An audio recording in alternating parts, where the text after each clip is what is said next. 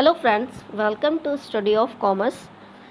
आज हम class 12th की एक सीरीज़ शुरू करने जा रहे हैं। क्लास 12th की अकाउंटिंग पार्ट 1 की सीरीज़ हम शुरू करेंगे इस प्लेलिस्ट में, जिसमें हम आज फर्स्ट चैप्टर डिस्कस करेंगे, जो कि है आपका financial statements of not for profit organisation. ठीक है, तो चलिए हम शुरू करते हैं। नॉट फॉर प्रॉफिट ऑर्गेनाइजेशन, इसके नाम से ही क्लियर है, ऐसी ऑर्गेनाइजेशन जहाँ पर प्रॉफिट मेन मोटिव नहीं होता है, बल्कि हमारा मेन मोटिव क्या होता है, पब्लिक वेलफेयर। ठीक है, सोसाइटी का वेलफेयर, पब्लिक वेलफेयर, यही हमारा मेन मोटिव होता है नॉट फॉर प्रॉफिट ऑर्गेनाइजेशन में। NPOs are also separate legal entities. NPOs यानी कि नॉट फॉर प्रॉफिट ऑर्गेनाइजेशन भी एक सेपरेट लीगल एंटिटी होती हैं, just like business, but they promoted by individuals और इंटरप्राइजेस। लेकिन इनको प्रमोट किया जाता है इंडिविजुअल्स के द्वारा या फिर किसी इंटरप्राइज के द्वारा, but not owned by them, लेकिन ये उसके ओनर नहीं होते। बिजनेस में क्या होता है कि ओनर होता है, लेकिन इसको कोई ओन नहीं कर सकता। ठीक है, the main objective of NPO is public welfare not for profit earning. तो हमारा मेन ऑब्जेक्टिव क्या होता है नॉट फॉर प्रॉफिट ऑर्गेनाइजेशन का, पब्लिक वेलफेयर, सोसाइटी का वेलफेयर हमारा मेन मोटिव होता है। प्रॉफिट अर्निंग हमारा मेन मोटिव नहीं होता है। फॉर एग्ज़ाम्पल स्कूल, जैसे स्कूल की बात करें तो वहाँ पे भी जो है सोसाइटी एक तरीके का वेलफेयर का ही वर्क हो रहा है। ठीक है, वहाँ पर प्रॉफिट मोटिव नहीं होता, मेन हमारा सोशल वेलफेयर ऑर्गेनाइजेशंस होती हैं। ठीक है, पब्लिक हॉस्पिटल्स होते हैं, ये सब हमारी नॉट फॉर प्रॉफिट ऑर्गेनाइजेशंस में आती हैं। चलिए अब हम मेन फीचर्स की बात करते हैं कि नॉट फॉर प्रॉफिट ऑर्गेनाइजेशन के मेन फीचर्स क्या होते हैं। तो मैंने आपको बताया था कि main aim is providing service to public. तो पब्लिक को सर्विस प्रोवाइड करना ही मेन एम होता है, प्रॉफिट अर्न करना मेन एम नहीं होता नॉट फॉर प्रॉफिट ऑर्गेनाइजेशंस का। और ये एक सेपरेट लीगल एंटिटी होती है। ठीक है, बिजनेस की तरह ये भी एक सेपरेट लीगल एंटिटी होती है। नेक्स्ट है आपका मैनेज्ड बाय इलेक्टेड मेंबर्स। तो कुछ इलेक्टेड मेंबर्स होते हैं जिनके द्वारा ये मैनेज किया जाता है। ठीक है, मेंबर्स के द्वारा, सोसाइटी के द्वारा कुछ मेंबर्स को इलेक्ट किया जाता है इलेक्शन के थ्रू, और वही मैनेज करते हैं इन सोसाइटीज़ को। Major sources of incomes are subscription from their members. Members जो मैनेज कर रहे हैं उनके द्वारा जो सब्सक्रिप्शन होता है वो इसका सोर्स ऑफ इनकम होता है। डोनेशन अगर कोई दे रहा है तो वो इसका सोर्स ऑफ इनकम होता है। Financial assistance from government, government के द्वारा कोई फाइनेंशियल असिस्टेंस दिया जा रहा है तो वो भी इसका जो है सोर्स ऑफ इनकम होता है। इनकम फ्रॉम इन्वेस्टमेंट, इन्वेस्टमेंट के द्वारा जो भी इनकम होती है वो भी इसका मेन सोर्स ऑफ इनकम होता है। लेकिन प्रॉफिट अर्न करना इनका मेन सोर्स ऑफ इनकम नहीं होता है।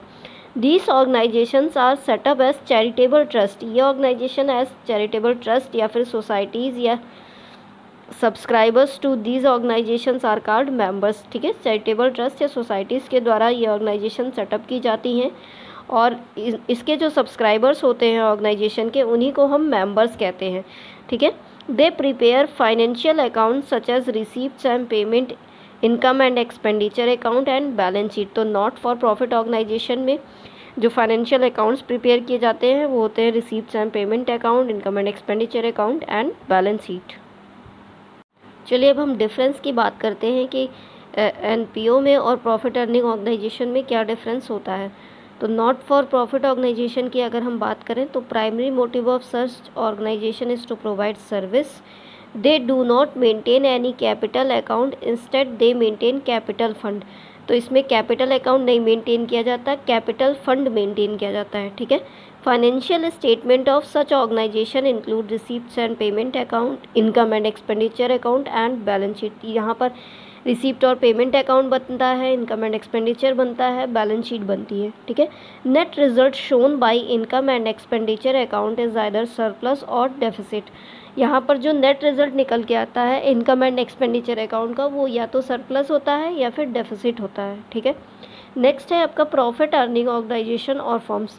यहाँ पर मेन मोटिव क्या होता है ऑर्गेनाइजेशन का, प्रॉफिट अर्न करना, जबकि एनपीओ का मेन मोटिव होता है सर्विस प्रोवाइड करना, लेकिन यहाँ पर प्रॉफिट अर्न करना मेन मोटिव होता है। दे मेंटेन अ कैपिटल अकाउंट, यहाँ पर कैपिटल अकाउंट बनाया जाता है, जबकि एनपीओ में कैपिटल फंड बनाया जाता है। Financial statement of such organisation including trading account, profit and loss account and balance sheet. यहाँ पर जो फाइनेंशियल स्टेटमेंट बनता है इसमें ट्रेडिंग अकाउंट बनता है, प्रॉफिट एंड लॉस अकाउंट बनता है और बैलेंस शीट बनती है। लेकिन जो एनपीओ में बनता है वो इनकम एंड एक्सपेंडिचर बनता है और आपका रिसीप्ट्स एंड पेमेंट बनता है, ठीक है। तो जब एनपीओ में इनकम एंड एक्सपेंडिचर बनता है तो सरप्लस या डेफिसिट निकलता है। उसी तरीके से जब यहाँ पर प्रॉफिट एंड लॉस अकाउंट बनता है तो यहाँ पर नेट प्रॉफिट या नेट लॉस निकलता है, सरप्लस और डेफिसिट नहीं निकलता है। आई होप आपको दोनों में डिफरेंस क्लियर हो गया होगा। अब हम बात करते हैं फाइनेंशियल स्टेटमेंट क्या क्या बनाए जाते हैं नॉट फॉर प्रॉफिट ऑर्गेनाइजेशन में, जिसके बारे में हमें आगे नेक्स्ट वीडियो में पढ़ेंगे। तो पहला हम क्या बनाते हैं, रिसीप्ट एंड पेमेंट अकाउंट बनाते हैं। दूसरा हम इनकम एंड एक्सपेंडिचर अकाउंट बनाते हैं। तीसरा हम बैलेंस शीट बनाते हैं। तो जो हमारा रिसीप्ट एंड पेमेंट अकाउंट होता है वो जस्ट लाइक कैश अकाउंट होता है, एक तरफ हम रिसीप्ट दिखाते हैं और एक तरफ पेमेंट दिखाते हैं। और जो इनकम एंड एक्सपेंडिचर अकाउंट होता है वो just like profit and loss account होता है। और बैलेंस शीट तो आप 11 से बनाते आ रहे हैं, उसके बारे में आपको पता ही है। तो एक एक करके हम सबके एग्जांपल्स के थ्रू अपना प्रैक्टिकल करेंगे, ठीक है। नेक्स्ट वीडियोस में हम बात करेंगे रिसीप्ट और पेमेंट अकाउंट की, कि रिसीप्ट और पेमेंट अकाउंट कैसे बनाया जाता है। Okay, thanks for watching. अगर आपको वीडियो पसंद आया हो तो लाइक कर दीजिएगा, शेयर कर दीजिएगा ताकि और लोग इसका बेनिफिट उठा सकें। और आगे के वीडियोस देखने के लिए चैनल को सब्सक्राइब कर दीजिएगा।